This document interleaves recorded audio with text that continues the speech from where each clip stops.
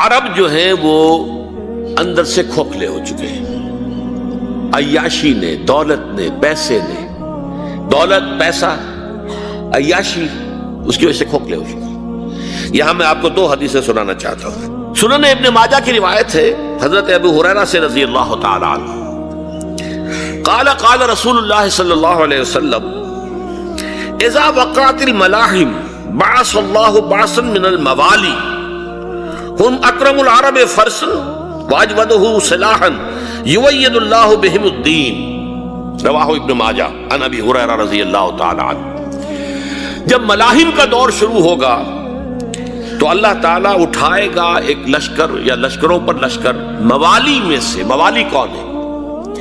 عربوں نے جب فتح کیا تھا اس پورے علاقے کو خلافت راشدہ کے دوران، اور پھر وہ لوگ جو ہے، ایک رائے تو یہ تھی کہ انہیں غلام بنایا جائے سارے آبادیوں کو، لیکن یہ کہ حضرت عمر کا اجتہاد تھا، اس کے مطابق جو ان کو غلام نہیں بنایا گیا تو وہ موالی کی حیثیت رکھتے ہیں۔ عربوں میں دم نہیں ہے، موالی میں سے لشکر اٹھیں گے کہ جو در حقیقت حضرت مہدی کی حکومت کو قائم کریں گے۔ دوسری حدیث سنیے، عن عبداللہ ابن الحارث رضی اللہ تعالی عنہ، اور یہ ابن ماجہ کی روایت ہے، قال قال رسول اللہ صلی اللہ علیہ وسلم یخرج الناس من المشرق فیوطئون للمہدی یعنی سلطانہ، لشکر نکلیں گے، لوگ آئیں گے مشرق سے اور وہ حضرت مہدی کی حکومت کو جمائیں گے اور قائم کریں گے۔ اب ذرا نوٹ کیجئے کہ جزیرہ نما عرب کے مشرق میں کون سے ملک ہیں؟ تین: ایران، افغانستان، پاکستان۔ یہ تین سالڈ مسلم ممالک، مسلم آبادی اکثریت۔ ویسے تو یہ کہ آگے ہندوستان میں 20 کروڑ مسلمان ہیں، لیکن وہ 20 کروڑ جو ہیں وہ تو 80 کروڑ کے اندر تحلیل ہو جاتے ہیں غیر مسلموں میں، لیکن یہاں جو معاملہ ہے یہ غالب اکثریت کا۔ ان میں سے ایران کا معاملہ جہاں تک ہے، نمبر 1 یہ کہ وہ شیعہ عقائد کے حصار میں بند ہے، اس سے ادھر ادھر ہونا اس کے لیے ممکن نہیں۔ حدیث میں یہ بھی آتا کہ اصفہان سے 70,000 یہودی دجال کا ساتھ دیں گے، لیکن بہرحال خراسان ایک صوبہ ہے افغانستان کا اس وقت بھی شمال مشرقی کونے میں، مجھے امید ہے وہاں سے خیر کی، کیونکہ خراسان کا لفظ وہاں پہ شامل ہے، اور حضور کی حدیث میں بعد میں آپ کو سناؤں گا کہ خراسان سے فوجیں چلیں گی جو یروشلم کو دوبارہ حاصل کریں گی، فتح کریں گی، جیسے پہلے یروشلم کھویا عربوں نے تھا، دوبارہ حاصل کیا تھا کرد نے، کرد خون صلاح الدین ایوبی رحمت اللہ علیہ، ایسے اب پھر عربوں نے کھویا ہے، لیکن لینے والے خراسان سے لشکر آئیں گے۔ یخرج من خراسان رایات سود لا یردها شیء حتی تنصب بإیلیا، خراسان کے علاقے سے کالے علم لے کر لشکر چلیں گے جن کے رخ کو کوئی موڑ نہیں سکے گا جب تک کہ وہ جا کر یروشلم میں نصب نہ ہو جائے۔ اس کے بعد نام آتا ہے پاکستان کا۔ یہ ہے میری اور آپ کی داستان، اور یہ ہے سبب جس کی وجہ سے کہ میں آپ سے یہ گفتگو کر رہا ہوں۔ اصل میں تو کس لیے؟ محض ایک علمی استفادہ، محض اپنی بات آراء کو ظاہر کرنے کا شوق نہیں، بلکہ یہ کہ اپنی ذمہ داری ہم پہچانے کہ ہم کس مقام پر کھڑے ہیں۔ دیکھیے، اس پاکستان کے بارے میں یا ہندوستان کے بارے میں علامہ اقبال نے کہا تھا اپنے ترانہ ملی میں، میرے عرب کو آئی ٹھنڈی ہوا جہاں سے، میرا وطن وہی ہے، میرا وطن وہی ہے۔ اور مجھے بتایا گیا کہ سنن ابی داؤد میں یہ روایت موجود ہے کہ حضور نے فرمایا کہ ہندوستان کی طرف سے مجھے ٹھنڈی ہوا آتی ہے، اگرچہ مجھے وہ حدیث ابھی نہیں ملی ہے، لیکن حزب التحریر کا ایک کارڈ مجھے ملا تھا، تو اس میں اس حدیث کا اور اس میں ابو داؤد کا روایت کا حوالہ موجود تھا۔ لیکن میں جو چیز آپ کو بتا چکا ہوں وہ یہ کہ الف ثانی کا پورا تجدیدی کارنامہ اس ہندوستان کی سرزمین میں ہوا۔ مجدد الف ثانی شیخ احمد سرندی، شاہ ولی اللہ دہلوی، سید احمد بریلوی، وہ تو ہمارے پاکستان میں آ کر جو ہے ان کا خون جذب ہوا ارض پاکستان میں۔ پھر شیخ الہند مولانا محمود حسن۔ تحریک خلافت چلی تو صرف ہندوستان میں چلی اور کہیں نہیں چلی۔ آزادی کی تحریک چلی پوری دنیا میں، وہ نیشنلزم کی بنیاد پر چلی، ملے نیشنلزم، عرب نیشنلزم، ترک نیشنلزم۔ ہمارے ہاں چلی تو اسلام کے نام پر پاکستان کا مطلب کیا؟ لا الہ الا اللہ۔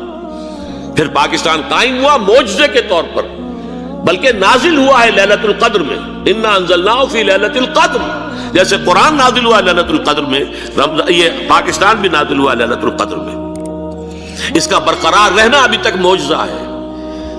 ہندو یہ سمجھتا تھا، کانگریس سمجھتی تھی کہ جھٹپٹ ختم ہو جائے گا، پھر یہ کہ اس کا قرارداد مقاصد کا پاس ہو جانا، مزید بھی اور اضافی دفعات دستور میں آ جانا، اب کمرشل انٹرسٹ کو ربا قرار دے کر حرام قرار دینا، یہ سارے لینڈ مارکس ہیں کہ جو اشارہ کر رہے ہیں کسی چیز کی طرف، معاملہ کدھر جا رہا ہے۔ پھر یہ کہ یہ جو 14ویں صدی کے مجدد تھے شیخ الہند، اس کے بعد سے کچھ ایسی شخصیتیں عظیم پیدا ہوئی ہیں ہند میں، جن کو میں سمجھتا ہوں کہ 14ویں صدی کے مجدد اور 15ویں صدی کے مجدد کے درمیان یہ 15ویں صدی کے مجدد کی راہ کو سیدھا کرنے والے، جیسے کہ حضرت یحییٰ نے کہا تھا میں تو آنے والے کا راستہ سیدھا کر رہا ہوں حضرت عیسیٰ کے لیے، ایسے ہی 15ویں صدی کے لیے امام مہدی کے لیے راستہ صاف کرنے والے سب سے پہلے علامہ اقبال، جنہوں نے اسلام کا تصور دین کی حیثیت سے دوبارہ زندہ کیا ہے، ورنہ اسلام ایک مذہب کی شکل اختیار کر چکا تھا۔ پھر مولانا مودودی، مولانا ابوالکلام آزاد حکومت الہیہ کے نعرے کے ساتھ میدان میں آئے۔ یہ اقبال نے جو تصور پیش کیا تھا اس پر عملی جد و جہد کے لیے حزب اللہ قائم ہوئی ہے۔ نوٹ کر لیجئے 11 برس کا فرق ہے عمر کا علامہ اقبال کے اور ابوالکلام کے، اور 1913 میں جب حزب اللہ قائم کی ہے اس وقت علامہ اقبال کی ملی شاعری اپنے عروج کو پہنچ چکی تھی۔ پھر یہ کہ علامہ اقبال کے بعد تعمیل جو ہے اس کام کی وہ ابوالکلام نے کی، لیکن روایتی علماء نے کی شدید مخالفت کی وجہ سے وہ بددل ہو کر چھوڑ گئے، کانگریس میں شامل ہو گئے، بساط جو ہے حزب اللہ کی انہوں نے لپیٹ دی۔ پھر مولانا مودودی آئے، انہوں نے وہ ڈور جو ہے اس کا سرا تھاما، جماعت اسلامی قائم کی حکومت الہیہ ہی کے قیام کے لیے، اگرچہ میرے نزدیک یہ کہ وہ انتخابی اور ایک قومی سیاست کی ایک جماعت بن کر پاکستان میں جو ہے دلدل میں پھنس گئی ہے۔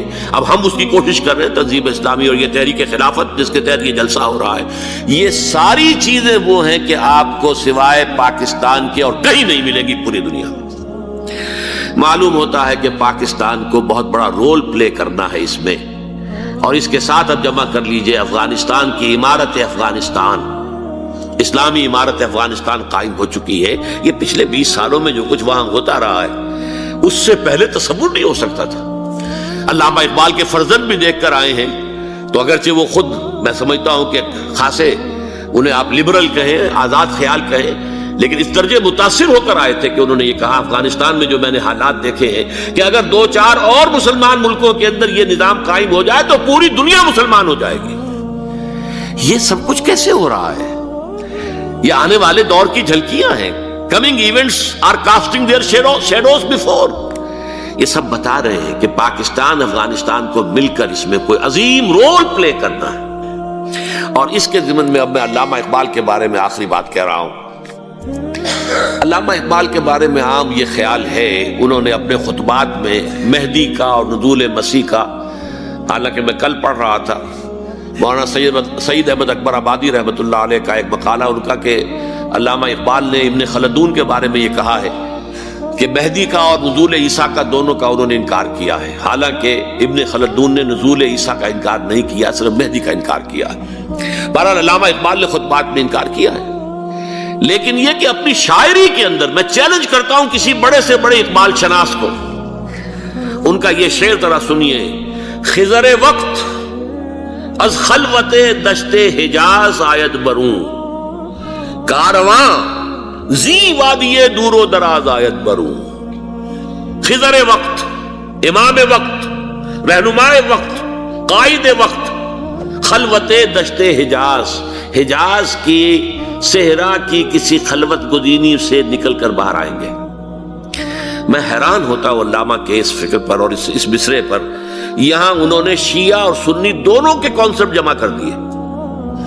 شیعہ کا کانسیپٹ یہ چھپے ہوئے کسی غار میں وہاں سے برآمد ہوں گے، اور ہمارا کانسیپٹ میں ام سلمہ رضی اللہ تعالیٰ عنہ کی حدیث سنا چکا، چھپے ہوئے ہوں گے وہ وہاں پر، مدینے سے نکل کر آ کر مکے میں چھپ جائیں گے۔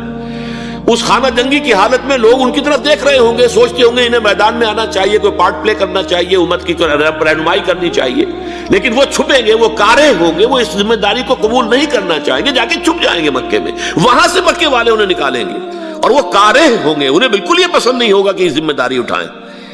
تو خضر وقت از خلوت دشت حجاز آیت بروں، کارواں زی وادی دور و دراز آیت بروں۔ کارواں جو چلے گا ان کی مدد کے لیے اس وادی دور و دراز، اس زی عظیم وادی دور و دراز، یہ وادی سندھ ہے۔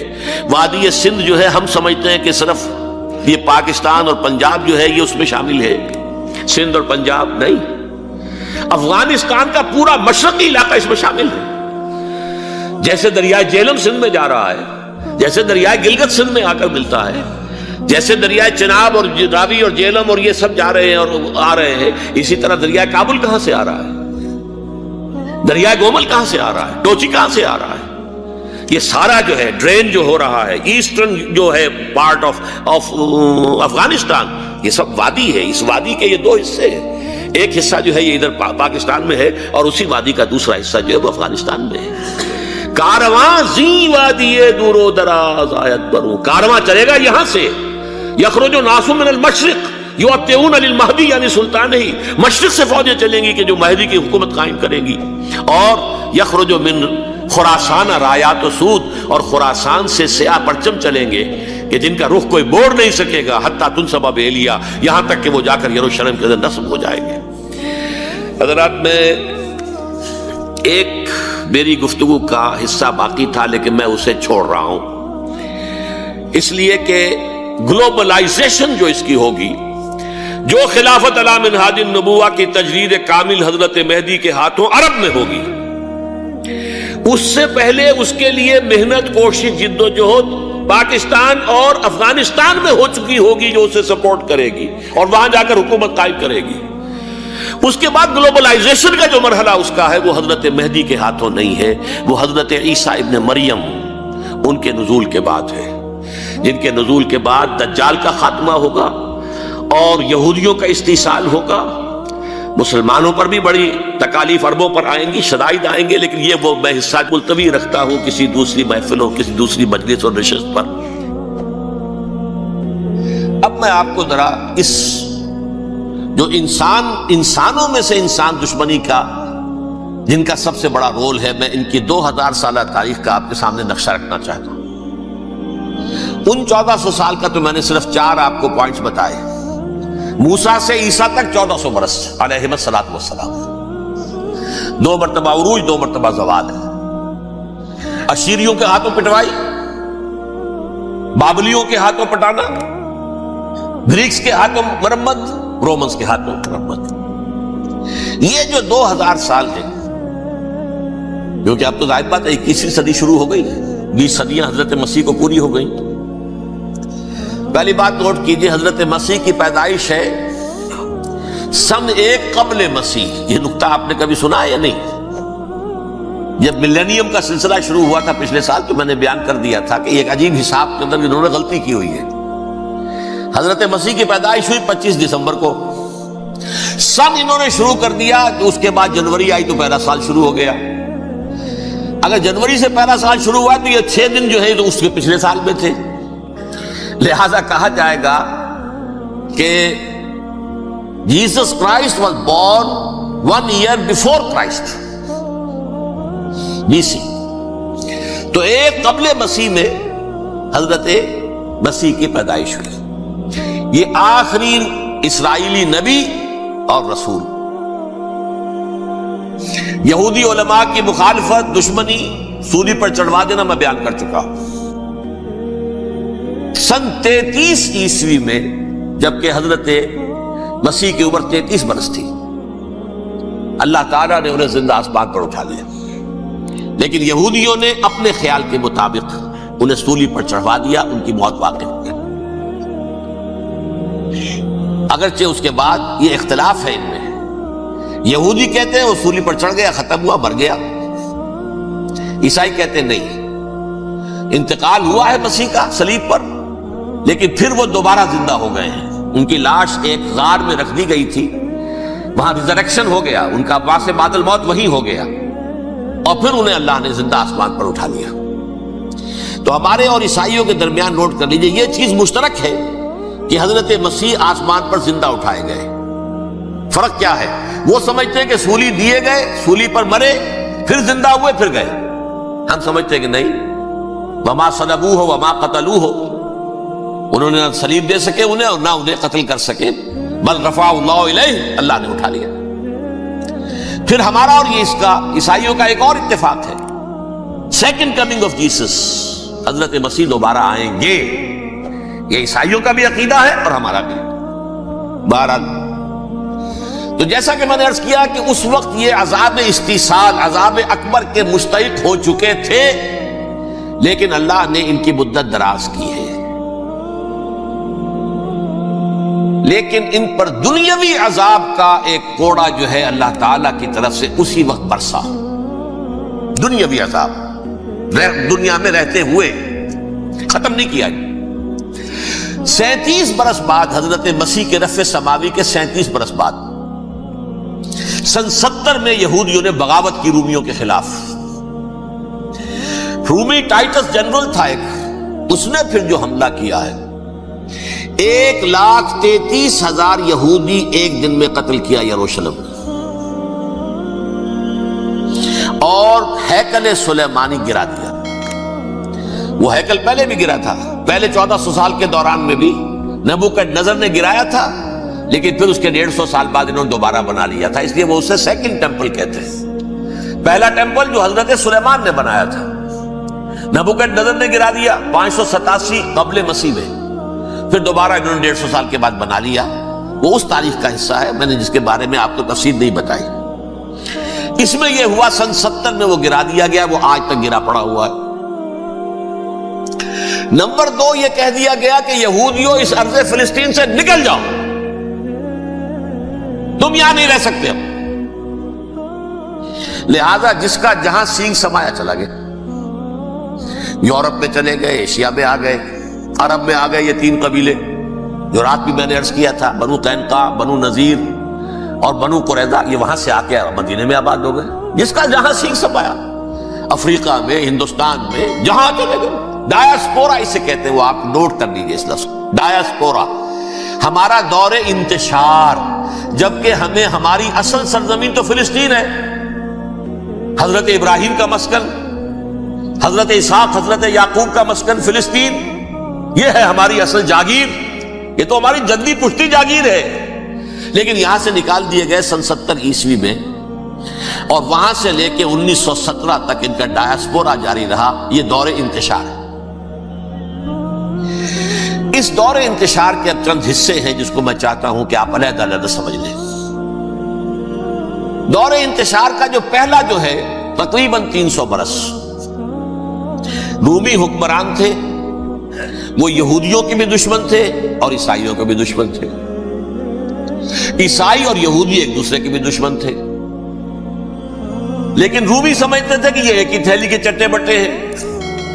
رومیوں کے نزدیک عیسائی بھی یہودیوں ہی کا ایک فرقہ تھے، کوئی علیحدہ مذہب تو تھا ہی نہیں.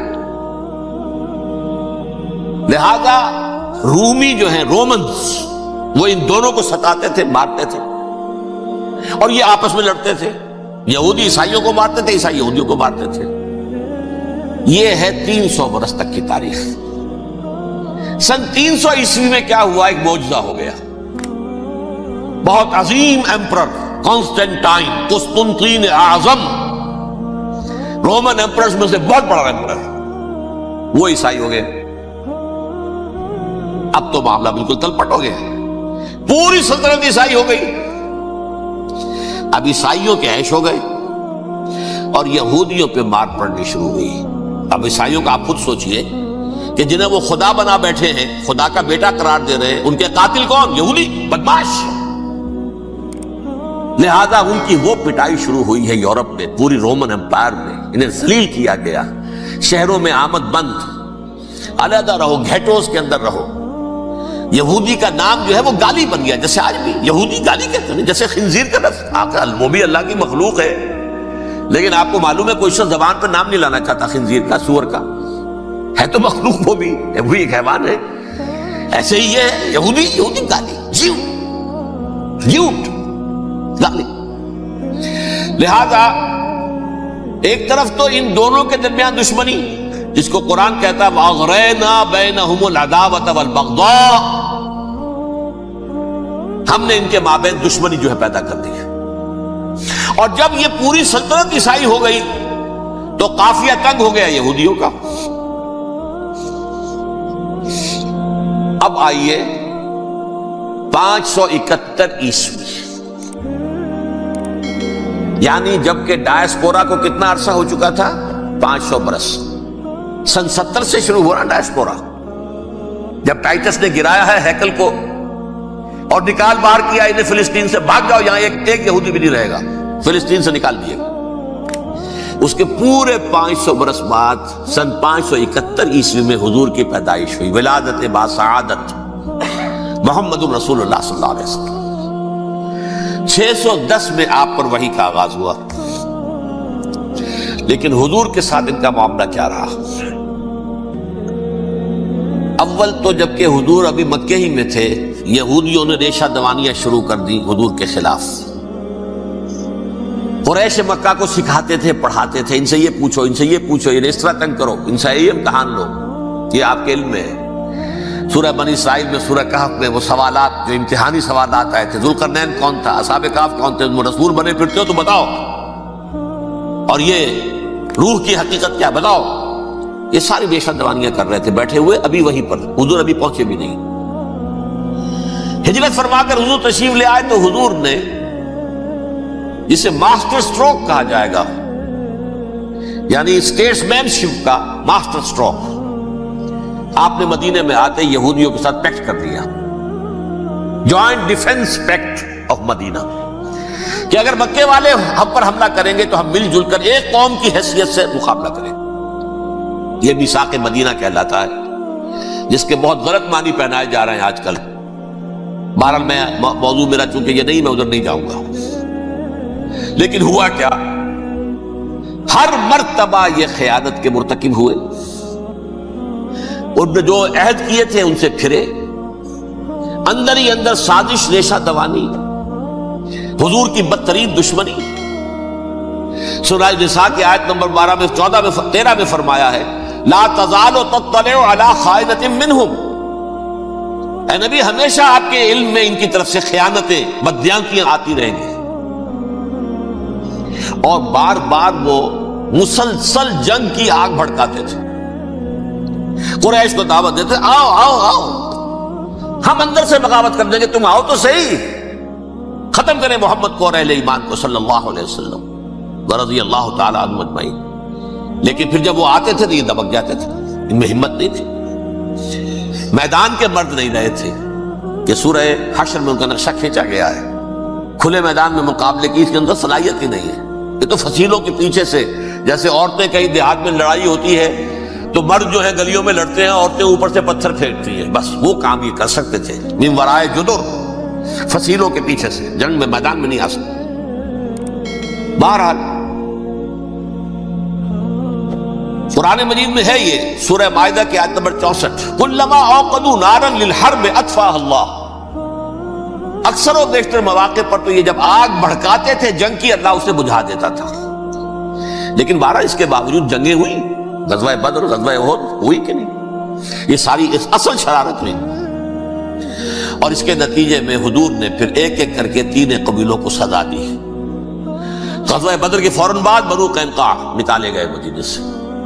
غزوہ احد کے فوراً بعد بنو نذیر نکالے گئے. اور غزوہ احزاب کے بعد بنو قریظہ نکال دیے گئے.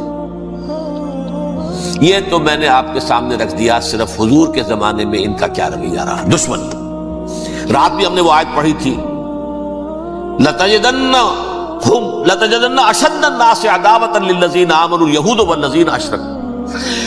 اہل ایمان کی دشمنی میں شدید ترین تم پاؤ گے یہودیوں کو اور مشرکین. مشرکین بھی بعد میں ہے، پہلے یہود. حضور کے بعد کیا ہوا اب یہ نوٹ کیجئے. یہ ان کی تاریخ کا دوسرا دور. حضرت عمر رضی اللہ تعالیٰ عنہ کا عہد خلافت ہے. بیت المقدس کا محاصرہ کیا گیا. فصیل بڑی اونچی، شہر اندر سے سیلف سفیشنٹ، حملے کا راستہ کوئی نہیں. محاصرہ طول کھینچ رہا ہے لیکن ان کے پاس رسد بھی موجود ہے، پانی بھی موجود ہے. وہ دروازے بند کر کے بیٹھے ہوئے. بالآخر اللہ تعالیٰ کی مشیت کا ظہور کیسے ہوا؟ ان کے کچھ علماء آئے فصیل پر، کہا دیکھو مسلمانوں، تم قیامت تک بھی یہاں پڑے رہو گے محاصرہ کر کے، ہمارا یہ شہر فتح نہیں ہوگا. ہاں، ایک درویش بادشاہ کے ہاتھوں یہ شہر فتح ہونا ہے، لیکن تمہارے اندر ہمیں وہ نظر نہیں آ رہا۔ ابو عبیدہ بن الجراح رضی اللہ تعالی عنہ امین هذه الامہ، ان کا فوراً ذہن گیا وہ درویش بادشاہ مدینے میں بیٹھا ہوا ہے عمر رضی اللہ تعالی۔ اب ایک اور عمر بھی ہے جو قندھار میں بیٹھا ہے، نقشہ وہی ہے، سادگی کی حد تک نقشہ وہی ہے، بالکل وہی، اپنی آنکھوں سے دیکھا ہے وہی سادگی۔ عمر اول عمر ثانی تھے عمر بن عبدالعزیز۔ اب ایک اللہ کے فضل سے اللہ تعالیٰ ایدہ اللہ بنصرتہ، اللہ تعالیٰ ان کی نصرت فرمائے، دشمنوں کو ان کے مقابلے میں نیست و نابود کرے۔ انہوں نے ریکویسٹ بھیج دی کہ حضور تشریف لائیے، یہ شہر فتح ہو جائے گا۔ وہ ہے سفر تاریخی، اتنا طویل سفر، تقریباً 700 میل، ایک اونٹ، ایک خادم، ایک منزل پہ امیر المومنین اوپر بیٹھے، خادم آگے چل رہا ہے، اگلی منزل پہ خادم اوپر بیٹھا ہے، امیر المومنین آگے جا رہا ہے۔ اور جب پہنچے ہیں تو وہ باری تھی خادم کی، انہوں نے ہاتھ جوڑ دیا، حضور خدا کے لیے تم کیا کہیں گے لوگ، وہ میرا برا حال کر دیں گے، تمہیں شرم نہیں آئی؟ امیر المومنین پیدل آگے چل رہے ہیں نکیل پکڑ کر، اور تم بیٹھے ہو اوپر براجمان ہو۔ حضرت عمر فرمایا الدور دورک، نہیں، باری تمہاری ہے، بیٹھ۔ اس حال میں پہنچے ہیں، اور پھر یہ کہ ابو عبیدہ بن الجراح آئے ہیں، استقبال کیا ہے تو دیکھا ہے اس حال میں چلے آ رہے ہیں، عمر نکیل پکڑے ہوئے چلے آ رہے ہیں، اور کہتے ہیں کہ کہیں کیچڑ ویچڑ تھا، جوتے خراب ہو گئے تھے، وہ بھی اتار کے ہاتھ میں پکڑے ہوئے، کپڑے تو تھے ہی پھٹے ہوئے۔ انہوں نے کہا کہ حضرت ابو عبیدہ نے، دیکھیے یہ بڑا متمدن ملک ہے، بڑا مہذب علاقہ ہے یہ، آپ ذرا حلیہ اپنا دوست فرما لیں تب جا کے پیش ہم آپ کو کریں گے۔ آپ نے فرمایا نحن قوم اعزنا اللہ بالاسلام، ہم وہ قوم ہیں جنہیں اللہ نے عزت دی ہے اسلام کے ذریعے سے، کپڑوں کے ذریعے سے نہیں، دولت کے ذریعے سے نہیں۔ اسی حال میں گئے ہیں، اوپر سے انہوں نے کھڑے ہو کر نشانیاں دیکھی ہیں، اپنی کتابیں کھولی، ہاں یہ وہی ہے، اچھا لو جی سرنڈر، شہر تمہارے ہاتھ میں۔ خون کا ایک قطرہ نہیں بہا اور بیت المقدس فتح ہو گیا۔ لیکن اس وقت حضرت عمر نے ایک نرمی یہ کی کہ یہودیوں کے لیے بھی اسے اوپن سٹی قرار دے دیا۔ یہ احسان عظیم حضرت عمر، اس سے پہلے یہودی آ ہی نہیں سکتا تھا، داخل ہی نہیں ہو سکتا تھا، وہاں وہ آ کر وزٹ نہیں کر سکتا تھا، زیارت نہیں کر سکتا تھا اپنے مقدس مقامات کی۔ حضرت عمر نے یوں سمجھیے کہ تقریباً 550 برس کے بعد ان کے لیے راستہ کھولا ہے کہ ہاں تم آ سکتے ہو، زیارت کر سکتے ہو۔ لیکن یہ عیسائیوں نے لکھوایا معاہدے کے اندر، انہیں یہاں آپ آباد ہونے کی اجازت نہیں دیں گے، لیکن کم وزٹ دی پلیسز، دیکھیں زیارتیں کریں اور جائیں۔ یہ معاہدہ حضرت عمر کا ہے رضی اللہ تعالیٰ عنہ، جو پھر خلافت راشدہ کے بعد بنو امیہ نے بھی اس کو آرڈر کیا، بنو عباس نے کیا، پھر جو ہمارے یہ ترکوں میں اندر خلافت آئی تو ترک خلفاء نے بھی اس معاہدے کی پوری پابندی کی۔ فلسطین میں آ سکتے ہیں یہودی صرف زائرین کی حیثیت سے، وہاں آباد نہیں ہو سکتے۔ اب آئیے اگلا دور آیا حضرت عثمان کا دور خلافت۔ یہ ہے وہ وقت کہ اب یہود نے امت مسلمہ کی پیٹھ میں چھرا ٹھوکا۔ وہ کیسے؟ ایک یہودی عبداللہ ابن سبا اسلام کا لبادہ اوڑھ کر آ گیا، معاشرے کا جائزہ لے لیا، ان میں بنو ہاشم اور بنو امیہ میں جو پرانی کشاکش تھی اس کے کچھ نہ کچھ جراثیم باقی ہیں، اگر ان کو ذرا بھڑکا دے تو مسلمانوں میں انتشار پیدا ہو جاتا۔ کہا یہ عثمان کون ہے؟ یہ تو بنو امیہ میں سے ہے، یہ حق تو بنو ہاشم کا ہے، خلافت ان کے پاس ہونی چاہیے، محمد کے تو رشتہ دار وہ ہے صلی اللہ علیہ وسلم۔ عوام الناس کے اندر بات پھیلنی شروع ہوئی، پھر ایک بڑی سازش کے انداز میں حضرت عثمان کے خلاف پروپیگنڈا، حضرت عثمان کے جو عاملین تھے، گورنر تھے، ان کے خلاف پروپیگنڈا، اور ایسی ہوشیاری کرتے تھے کہ کوفے میں کوفے کے حاکم کے خلاف کچھ نہیں کہنا، اجی مصر میں یہ ہو رہا ہے، اجی شام میں یہ ہو رہا ہے، اجی یہ جو عثمان ہے وہ یہ کر رہا ہے، یہ ظلم ہو رہا ہے، یہ لوٹ مار ہو رہی ہے، یہ خیانتیں ہو رہی ہیں۔ اب نہ تو اس زمانے میں مینز آف کمیونیکیشن، کیسے تصدیق کریں؟ افواہیں تو آپ آج کراچی کے اندر شروع ہو جائے تو پتہ نہیں چل سکتا کسی کو کہ کیا اس میں صداقت ہے کیا جھوٹ ہے۔ اور بری بات جو ہے فطرت انسانی کی کمزوری ہے، وہ فوراً قبول کرتا ہے. کسی کے بارے میں اچھی بات ماننے کو تیار نہیں ہوتا، لیکن بری بات تو فوراً تیار. بہرحال یہ فتنہ انہوں نے اٹھایا، حضرت علی کی الوہیت کا فتنہ اٹھایا، حضرت عثمان کے خلاف الفتنۃ الکبریٰ برپا کیا. حضرت عثمان شہید ہوئے. اس کے بعد 5 برس تک مسلمان ایک دوسرے کی گردنیں کاٹتے رہے، باہمی خانہ جنگی ہوئی. امت کو وہ زخم لگایا ہے جو آج تک جس سے خون رس رہا ہے. یہ شیعان عثمان اور شیعان علی تھے، جو بعد میں پھر سنی اور شیعہ ہو، اور آج تک ہی. فتنہ کس نے جگایا؟ ایک عبداللہ ابن سبا یہودی اور اس کے کارندے، شیطان کا ایجنٹ، اور انسانوں میں سے بھی اس کے جو بھی حواریین تھے اور شیطانوں کے اندر سے بھی تھے، انہوں نے بھی اس آگ کو بھڑکایا. یہ آپ سوچ لیجئے کہ یہ کس نے وہ زخم لگایا؟ یہودی. اگلا دور آیا، خلافت راشدہ ختم ہوئی، بنو امیہ کا بھی دور کافی گزر گیا. طارق ابن زیاد 712 عیسوی میں حملہ کرتے ہیں اسپین پر. اسپین اس وقت عیسائیت کا بہت بڑا گڑھ، بڑے کٹر ترین عیسائی جو ہے وہ اسپین میں تھے. لہذا یہودیوں کی وہاں بہت پٹائی ہوتی تھی. میں بتا چکا ہوں، دشمنی تھی ان کی تو چلی آ رہی تھی عیسائیوں کے ہاتھوں یہودیوں کی. وہ تو سن 300 عیسوی سے ایمپرر کانسٹنٹائن کے بعد سے شروع ہو گئی تھی. اس حوالے سے یہودیوں نے اس وقت چالاکی یہ برتی، کچھ راستے واسطے بتائے، کچھ مدد کی طارق ابن زیاد کی. طارق ابن زیاد نے انہیں اپنا محسن سمجھا. ہسپانیہ فتح ہو گیا تو یہودی چونکہ محسنین کی فہرست میں آ چکے تھے، انہیں بہت اقتدار نصیب، بڑی سپورٹ مسلمانوں نے دی. ان کے بڑے بڑے علماء جو ہیں اسی دور کے اندر پیدا ہوئے، بڑے بڑے تھنکرز ان کے اسی دور میں پیدا ہوئے. بن گوریون جو کہ ایک وزیر اعظم تھا اسرائیل کا، اس نے یہ لکھا اپنی کتاب میں، Muslim Spain was the golden era of our diaspora. وہ ڈائسپورا جو 70 عیسوی سے شروع ہوا تھا اور 1917 عیسوی تک جاری رہا ہے، اس میں سے گولڈن ایرا ہمارا جو تھا وہ مسلم اسپین تھا. اسپانیہ میں بیٹھ کر ہم نے عیش کیے. لیکن وہاں سے انہوں نے اور جو کچھ کیا، یہ تو داستان کے تو بہت سے گوشے ہیں، لیکن میں جس اسٹریٹ لائن میں چل رہا ہوں اس کے اعتبار سے ایک بات سمجھ لیجیے. وہاں بیٹھ کر انہوں نے اب عیسائیت کی پیٹھ میں چھرا گھونپا، پروٹیسٹنٹ مذہب پیدا کیا، تقسیم کر دیا. جیسے شیعہ سنی کی تقسیم، عبداللہ ابن سبا، رومن کیتھولک اور پروٹیسٹنٹ کی تقسیم، یہودی علماء. ہوتا کیا تھا؟ ہسپانیہ کی یونیورسٹیاں ہیں، کارڈووا میں ہے، ٹولیڈو میں ہے، گریناڈا میں ہے، غرناطہ، قرطبہ، تولیتلا، اور وہاں آتے تھے لوگ. فرانس سے چلے آ رہے ہیں نوجوان پڑھنے کے لیے، جرمنی سے چلے آ رہے ہیں، اٹلی سے چلے آ رہے ہیں. 3 ہی ملک قریب ترین پڑھتے ہیں سینٹرل جو یورپ کے ہیں. یہاں پر جو ہے وہ اسلام جو نور پھیلا رہا تھا اس سے بھی مستفیض ہوئے. جہالت کے جو ہے پردے ان کے وہ چھٹے. اس کے ساتھ ہی وہ یہودی وہاں ان کے اندر جو جراثیم داخل کر رہے تھے، وہ اس عیسائیت کے خلاف بغاوت جو اس وقت دنیا میں عیسائیت اس وقت تھی. پوپ کا راج تھا دنیا میں اس وقت. یورپ میں جو عیسائیت تھی اس میں ایک طرف بادشاہ تھے، لیکن بادشاہوں کی حیثیت وہاں پر یوں سمجھ لیجئے کٹھ پتلیوں کی تھی. اصل قوت پوپ کے ہاتھ میں تھی.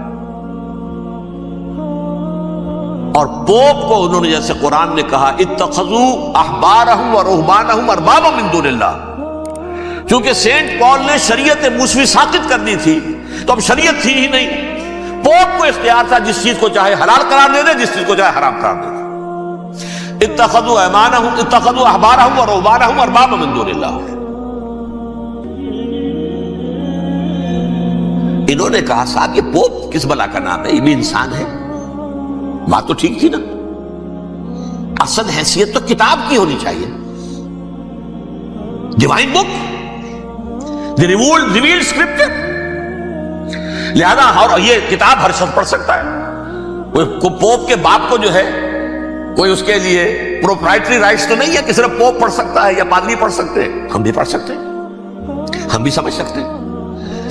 یہ باتیں تھی کہ جن کو بڑھا چڑھا کر بیان کر کے اور پوپ کا اقتدار ختم کرا دیا اور توجہ مرکوز کر دی بائبل کی طرف. اب بائبل میں بڑا حصہ تو اولڈ ٹیسٹامنٹ کا ہے.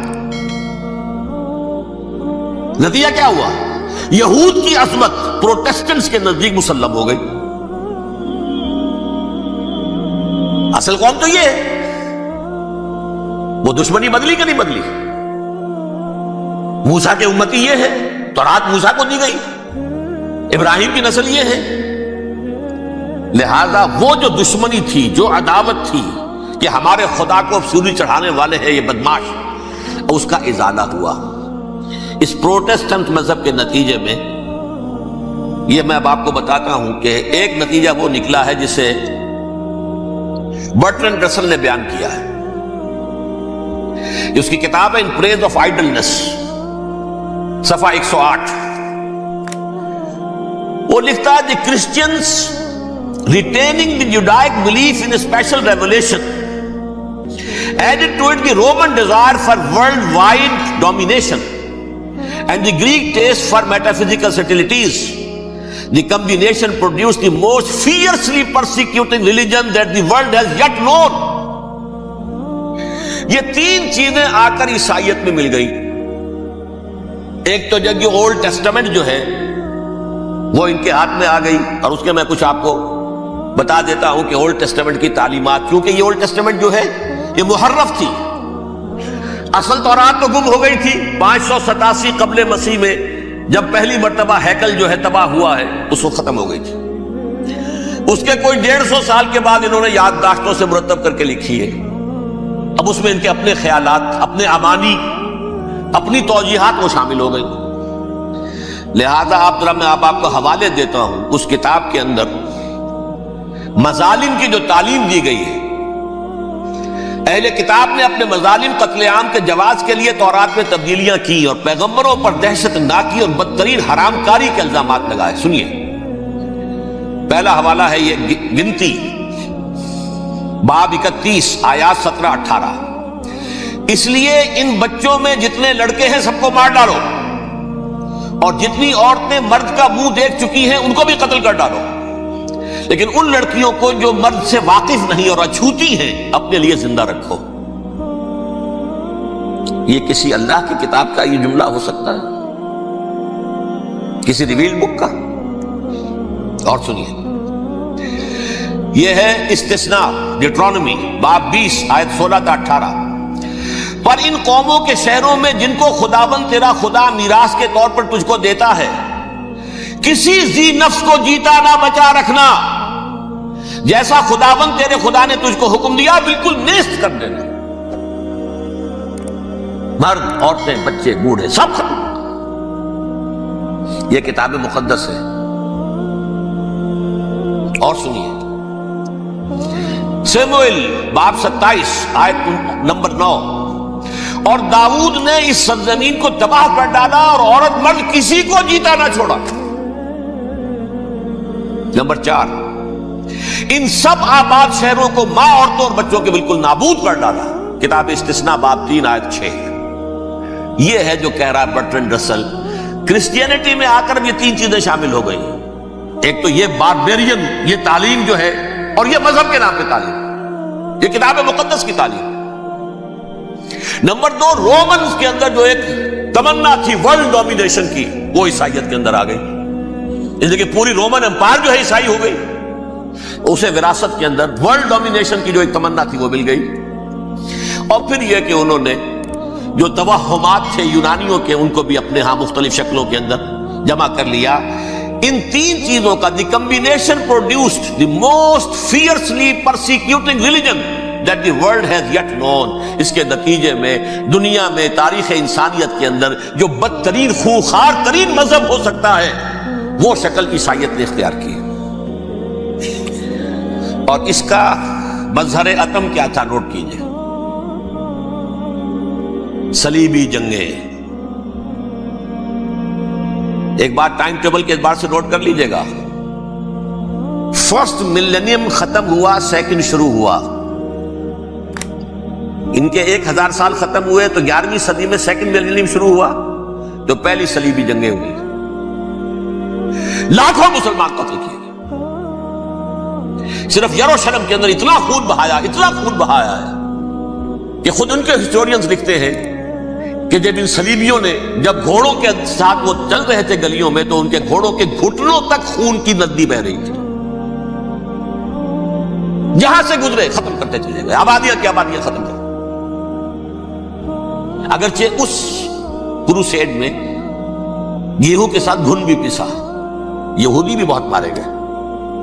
یہ فرانس سے, جرمنی سے جب یہ کروسیڈرز آ رہے تھے 3000 میل کا سفر طے کر کے آئے تھے. سوچئے تو صحیح, اربن ثانی پوپ جو تھا آگ لگا دی تھی اس نے پورے یورپ کے اندر. شرم سے ڈوب مرو, تمہارے مقدس علاقے مسلمانوں کے ہاتھ میں. انفیڈلز, یہ کافر, یہ مرتد, یہ ملحد. مسیح جہاں پیدا ہوا, مسیح کو جہاں سولی دی گئی, وہ کہاں ہے؟ ان کے ہاتھ میں.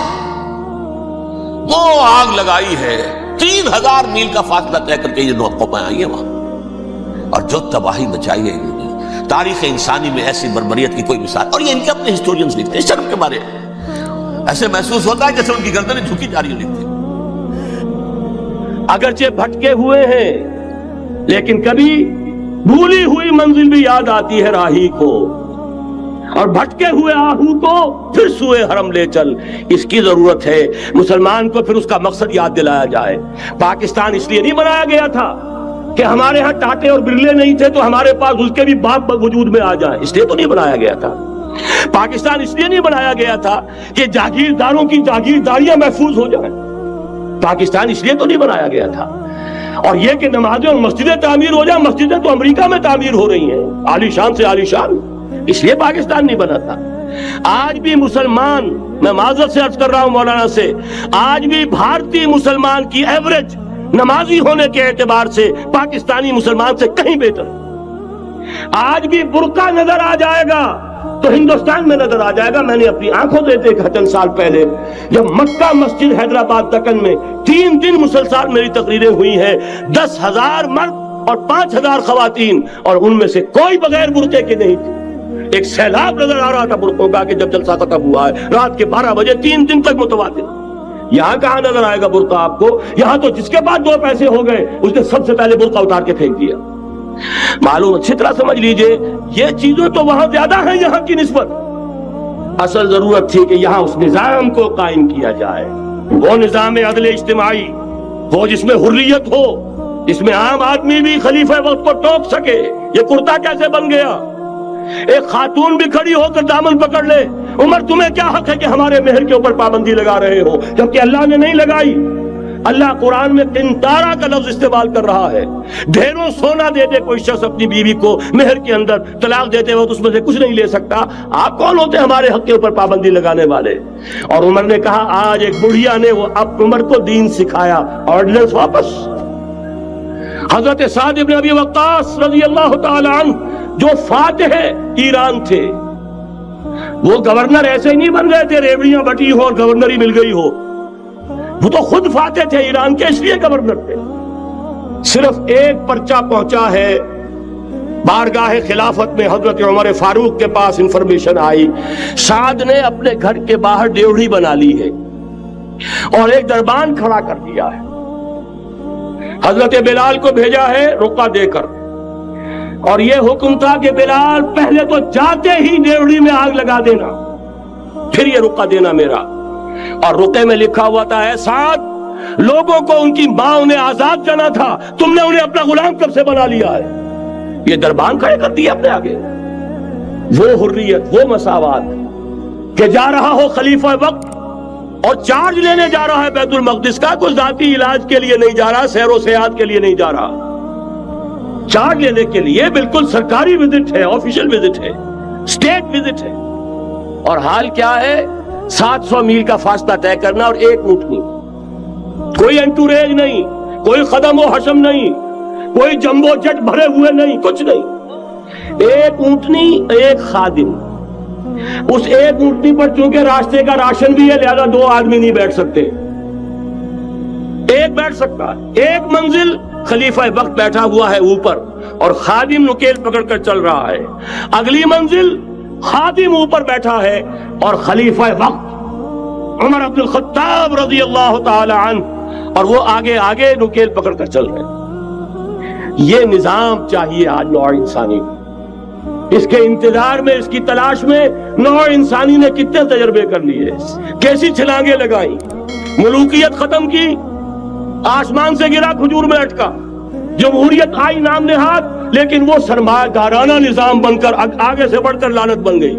پہلے جاگیردار مسلط تھا، اب سرمایہ دار کارخانے دار مسلط ہو گیا۔ اس سے نکلنے کے لیے زور لگایا، کمیونزم کی طرف گئے، چھلانگ لگائی، اب ایک پارٹی ڈکٹیٹر بن کر بیٹھ گئی۔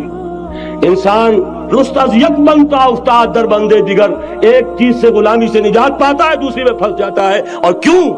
کہ وہ نظام عدل اجتماعی جو محمد عربی کو دے کر بھیجا گیا تھا، اس کے کسٹوڈین سوئے ہوئے، اس کے کسٹوڈینز کو اندازہ ہی نہیں۔ یہ نسخہ تو ہمارے پاس تھا، ہمیں عمل کرنا تھا اور دنیا کے سامنے پیش کرنا تھا۔ پاکستان بنایا اس لیے گیا تھا کہ ہم اس کا ایک نمونہ دنیا کے سامنے پیش کریں گے۔ قائد اعظم نے فرمایا تھا کہ ہم یہ چاہتے ہیں کہ پاکستان کی صورت میں عہد حاضر میں اسلام کے اصول حریت و اخوت و مساوات کا ایک نمونہ قائم کر کے دکھائیں۔ کہاں ہے وہ؟ بھٹک گئے، سو گئے۔ وَلَنُذِيقَنَّهُم مِّنَ الْعَذَابِ الْأَدْنَىٰ دُونَ الْعَذَابِ الْأَكْبَرِ، بڑے عذاب سے پہلے چھوٹا عذاب کا مزہ چکھائیں گے۔ لَعَلَّهُمْ يَرْجِعُونَ، شاید کہ لوٹ آئیں۔ کوئی عجب نہیں اس عذاب الادنیٰ سے بعد ہم جاگے نہیں، ہوش میں نہیں آئے، کوئی عجب نہیں کہ بڑے عذاب کا کوڑا ہماری پیٹھوں کو برس جائے۔ لیکن مجھے یہ یقین ہے، نوٹ کر لیجئے، اگر یہ دوسرا امکان ہو گیا، خدا نہ خواستہ اللہ کے عذاب کا کوڑا ہماری پیٹھ پر برسا، مجھے یقین ہے اللہ ہندوؤں کو مسلمان بننے کی توفیق دے گا، لیکن اسلام کا بول بالا اسی خطے سے ہوگا۔ تاریخ میں یہ ہو چکا ہے آیا فتنہ تاتار کے افسانے سے، پاسباں مل گئے کعبے کو صنم خانے سے۔ تاتاریوں کے ہاتھوں کروڑوں مسلمان قتل ہوئے، لیکن اسلام نے تاتاریوں کو فتح کر لیا، اور پھر اسلام کا مسلمانوں کا دوسرا دور عروج انہی تاتاریوں کی مختلف شاخوں کے تحت ہوا۔ وہ تاتاری ہی تو تھے، وہ سارے ہورس، ٹرکش ہورس، ترکان تیموری، ترکان سبوی، ترکان سلجوقی، ترکان عثمانی، وہی تو سٹاک تو وہی ہے آیا فتنہ تاتار کے افسانے سے، پاسباں مل گئے کعبے کو صنم خانے سے، اس لیے کہ حضور نے فرمایا مشرق سے ہوگا، جہاں سے فوجیں چلیں گی، تو کوئی عجب نہیں۔ بہرحال یہ دو امکانات ہیں، لیکن اس کا فیصلہ تیرے ہاتھوں میں ہے، دل یا بدن، سیدھی سیدھی بات۔ اگر تو اب بھی ہم ٹھیک ہو جائیں، جاگ جائیں، ہوش میں آ جائیں، قوم یونس کی طرح توبہ کر لیں، تو بغیر عذاب کے کوڑے کے رحمت خداوندی ہم پر سایہ کرے گی۔ اگر ہم نہ جاگے تو وہ عذاب کا کوڑا آئے گا۔ یہ نہیں میں کہہ سکتا ان ادری قریب بعید ما توعدون، یہ میں نہیں کہہ سکتا، یقین کے ساتھ جانتا ہوں کہ آئے گا، لیکن یہ کہ اس کے بعد بھی یہی سے بول بالا ہوگا۔ اگر ہمارے ذریعے نہیں تو ان کے ذریعے سے، جو ہمیں شکست دے کر پھر اسلام قبول کر لیں گے۔ لیکن کیوں نہ پہلے ہی راستے پر چلنے کی کوشش کریں۔ اب نوٹ کر لیجئے، یہ کتابیں اگر آپ پڑھنا چاہیں تو کتاب الملاحم میں پڑھیے۔ بدترین عذاب عربوں پر آیا کھڑا ہے، سروں پر تنا ہوا ہے، بدترین۔ ایسی جنگ ہونی ہے الملحمۃ العظمیٰ، جس کو کہ میں بھی آپ کے گواہی پیش کر دوں گا، جسے کہا گیا دی لاسٹ کروسیڈ۔ بش نے بھی کروسیڈ کا لفظ بول دیا تھا، پھر واپس لیا اس نے۔ نکل جاتی ہے جس کے منہ سے سچی بات مستی میں، فقیہ مصلحت بھی سے اور ہندے بادہ خار اچھا، کروسیڈ کہہ کر پھر واپس لیا۔ یہ کروسیڈ، اس کے اوپر جس قدر نقصان ہونا ہے عربوں کا، گریٹر اسرائیل بنے گا، یہ عراق، شام، اردن، سعودی عرب کا کچھ شمالی علاقہ، ترکی کا جنوبی علاقہ، مصر کا صحرائے سینا، اور اس کے ساتھ ہی جو بہترین اس کا زرخیز ترین علاقہ ڈیلٹا آف نائل، یہ سب یہودیوں کے قبضے میں جائیں گے۔ اس کو حدیث میں کہا گیا الملحمۃ العظمیٰ۔ عیسائی 80 علم لے کر اے مسلمانوں تم پر حملہ آور ہوں گے، اور ہر علم کے نیچے 12,000 فوج ہوگی، 9.5 لاکھ فوج۔ یہ نیٹو کی تیاری کس کے لیے ہو رہی ہے؟ جب یو ایس ایس آر کا خاتمہ ہوا تو پوچھا گیا تھا نیٹو چیف سے، اب کس لیے؟ تمہارا وہ دشمن تو ختم ہو گیا، اب ہمیں اسلامک فنڈامنٹلزم سے نمٹنا ہے۔ وہ جانتے ہیں خطرہ یہی ہے اب اسلام ابھر سکتا ہے، مسلمانوں کے سینوں کے اندر وہ آگ ہے، اوپر خاکستر آ گیا ہے، تمہیں اٹھانا بیٹھنا، یہ اندر تو انگارہ ہے، اوپر سے راکھ ہے، اسے دھوکہ نہ کھا جانا ان کے دلوں کے اندر۔ اور بش نے کہا تھا مسلمان چاہتے ہیں کہ ہسپانیہ سے لے کر انڈونیشیا تک نظام خلافت قائم کرے، اور میں حیران ہوا تھا کہ اس کمبخت کو ہسپانیہ کا خیال کیسے آ گیا، ہمیں تو کبھی آتا ہی نہیں، اب ہم تو بھول گئے، وہ تو 500 برس پرانی بات ہے جبکہ وہاں سے ہمیں نکال دیا گیا تھا۔ اگرچہ اقبال نے کہا تھا ہے ارض فلسطین پہ یہودی کا اگر حق، ہسپانیہ پر حق نہیں کیوں اہل عرب کا؟ ہسپانیہ میں تو 800 سال حکومت کی مسلمانوں نے، اور ابھی 500 برس سے گزرے ہیں نا، یہودی تو ارض مقدس سے 2000 سال نکالے گئے، انہیں لا کے آباد کیا گیا، عربوں کے سینے میں خنجر پھونک دیا گیا۔ وہ چھوٹا سا ملک جو چاہتا کرتا، کوئی پوچھنے والا نہیں۔ امریکہ جیسے اپنے بیٹے کی حفاظت کرے ویسے کرتا ہے اس کی، اور حضور نے فرمایا ہے وہ جنگ جب ہوگی تو ایک باپ کے اگر 100 بیٹے ہوں گے تو 99 ختم ہو جائیں گے، ایک بچے گا۔ یہ حدیث ہے، حدیث ہے صحیح۔ اور آپ نے فرمایا ویل للعرب من شر قد اقترب، عربوں کے لیے ہلاکت ہے، عربوں کے لیے بربادی ہے اس شر سے جو قریب آ چکی ہے۔ اور آج جس طرح انہوں نے ان کی تہذیب کو اختیار کر لیا، دبئی جا کر دیکھیے، بدترین مغربی معاشرہ جو ہے وہ دبئی کے اندر ہم نے قائم کر کے دکھا دیا۔ اب سعودی عرب اس راستے پر بڑھ رہا ہے۔ اور اس کے بعد نمبر 2 پر جو ہے ہم پاکستانی ہیں، لیکن میں اس کے وہ پہلی بات جو کہہ رہا ہوں وہ تو یقینی ہے، اس میں تو احادیث صحیحہ موجود، اگرچہ اس کے بعد پانسا پلٹے گا، پھر حضرت مہدی کا ظہور ہوگا، حضرت عیسیٰ کا نزول ہوگا، اور وہ گریٹر اسرائیل گریٹر گریو یارڈ بنے گا۔ اگر آپ کو ہماری ویڈیو اچھی لگی ہو تو ہمارے چینل کو سبسکرائب ضرور کریں۔